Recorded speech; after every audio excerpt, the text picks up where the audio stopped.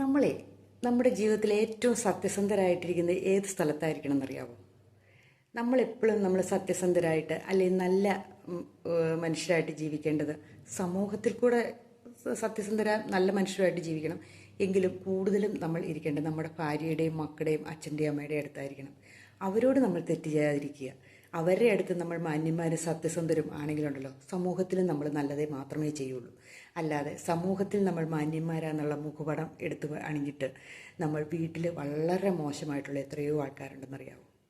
അതായത് ചില മനുഷ്യരുണ്ട്, ഭാര്യമാരെ ഫോൺ വിളിക്കുകയോ അല്ലെങ്കിൽ ഭാര്യമാർ വിളിക്കുകയോ ഒക്കെ ചെയ്യുമ്പോൾ വേറെ ഒരു തൊഴിലില്ലാണ്ടിരുന്ന് വിളിക്കുന്നതാന്നേ, ചെല്ലാത്തതുകൊണ്ട് വിളിക്കുന്ന നമുക്ക് വേണ്ട ഒരു സ്വാതന്ത്ര്യം എന്ന് നമ്മളപ്പോൾ തിരിച്ചും ചിന്തിക്കണം. അവർക്കും വേണ്ട ഒരു സ്വാതന്ത്ര്യമൊക്കെ.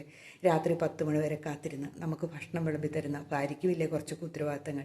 കുട്ടികളെ നോക്കണം, അച്ഛനും അമ്മയുണ്ടെങ്കിൽ അവരെ നോക്കണം, പിന്നെ ഈ വരുന്ന ഭർത്താവിൻ്റെ തുണി അലക്കണം, ഇവരുടെ കാര്യങ്ങളും എല്ലാം നോക്കി എത്രയോ നല്ല ഭാര്യമാർ ജോലിയൊന്നുമില്ലാതെ പാവങ്ങളായിട്ട് ജീവിക്കുന്നുണ്ട്. ജോലിയുള്ളവരും ഇത് തന്നെയല്ലേ ചെയ്യുന്നത്. അപ്പോൾ നമ്മൾ പറയും വാഷിംഗ് മെഷീനും ഒക്കെയുള്ള കാലമല്ലേ എന്ന്.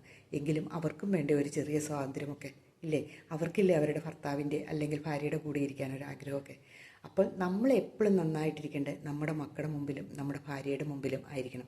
അത് അഭിനയമായിരിക്കരുത്, ഒറിജിനലായിരിക്കണം. നമ്മുടെ യഥാർത്ഥ സ്വഭാവം കാണണമെങ്കിൽ മിക്കവരുടെ വീടുകളിലേക്ക് ചെന്നാൽ മതി.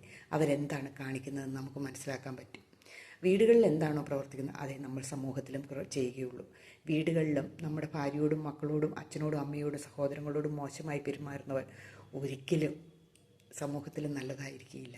അവർ നല്ല ടിപ്പ് ടോപ്പിൽ നടക്കും, നല്ല അഭിനയിക്കും. അവർ മറ്റുള്ളവരിൽ നിന്ന് പലതും ഊറ്റിയെടുക്കും. അവർ അങ്ങനെ ജീവിച്ചു പോകുന്നവരായിരിക്കും.